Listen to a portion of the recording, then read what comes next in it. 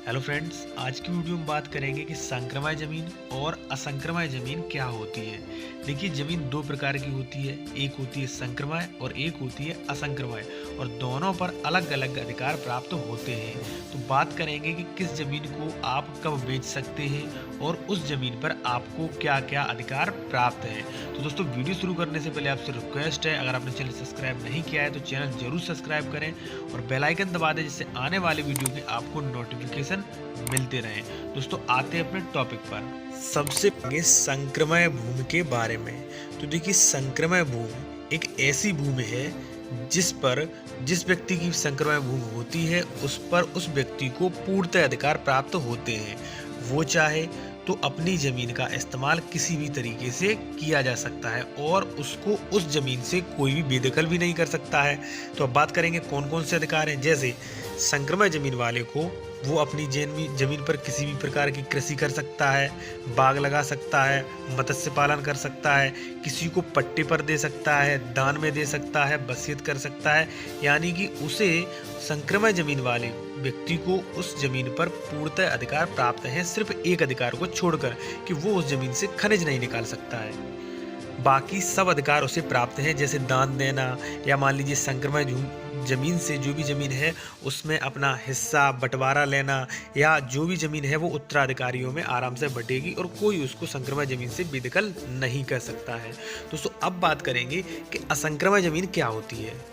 किसी व्यक्ति के पास अगर कोई असंक्रमण जमीन है तो उस व्यक्ति को कुछ ही अधिकार प्राप्त होते हैं। जैसे वो असंक्रमण जमीन पर खेती के लिए असंक्रमण जमीन यूज कर सकता है, चाहे वो खेती करे, चाहे वो बाग करे, मत्स्य पालन करे, खेती के प्रयोजन से वो जमीन यूज कर सकता है, लेकिन वो वह जमीन भाड़े पर नहीं दे सकता है। जैसे मान लीजिए वो मेला नहीं लगवा सकता है, या मान लीजिए किसी भी प्रकार का कोई भी निर्माण नहीं करा सकता है, जैसे मान लीजिए घर नहीं बनवा सकता है, या किसी भी व्यक्ति को वह बेच भी नहीं सकता है, और उसे असंक्रमणी जमीन से बेदखल भी किया जा सकता है अगर मजिस्ट्रेट चाहे, उसे कारण सही लगते हैं। जैसे मान लीजिए उसने शर्तों का उल्लंघन किया है, जैसे मान लीजिए कोई निर्माण किया है, या वह किसी को पट्टे पर दे रहा है, या वह बेचने की कोशिश कर रहा है, तो ऐसी कंडीशन में असंक्रमण भूमि वाले जो भी व्यक्ति है उसे उस भूमि से बेदखल भी किया जा सकता है। दोस्तों, लेकिन इसमें एक बात है कि अगर कोई जमीन असंक्रमण होती है तो वह 10 साल के बाद संक्रमण हो जाती है। जैसे मान लीजिए किसी व्यक्ति के पास कोई असंक्रमण जमीन थी, और जैसे ही मान लीजिए 10 या 11 या 12 साल होते हैं, उस जमीन पर उस व्यक्ति को वही अधिकार प्राप्त हो जाते हैं जो कि संक्रमण अधिकार वाली जमीन व्यक्ति को प्राप्त हैं। उसके बाद उसके पास सब वो अधिकार आ जाते हैं जो एक संक्रमण अधिकार वाले व्यक्ति को होते हैं। जैसे वो बेच सकता है अपनी ज़मीन, उस पर घर निर्माण करवा सकता है, या उसके उत्तराधिकारियों में ज़मीन बांटी जाएगी। तो आप समझ गए होंगे कि पहले संक्रमण ज़मीन होती है, लेकिन उसमें समय सीमा दी गई है, इतने समय के बाद आपकी ज़मीन संक्रमण हो जाएगी, असंक्रमण से संक्रमण हो जाएगी। उसके बाद आपको सारे अधिकार दे दिए जाएंगे।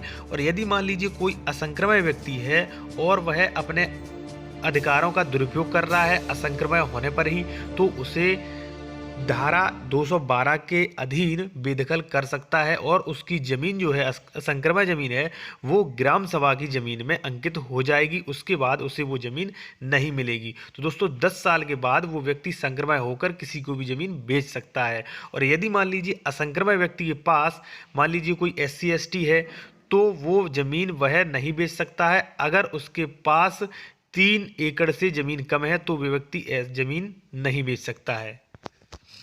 दोस्तों, अगर वीडियो अच्छा लगा हो तो वीडियो को लाइक जरूर करें और चैनल को सब्सक्राइब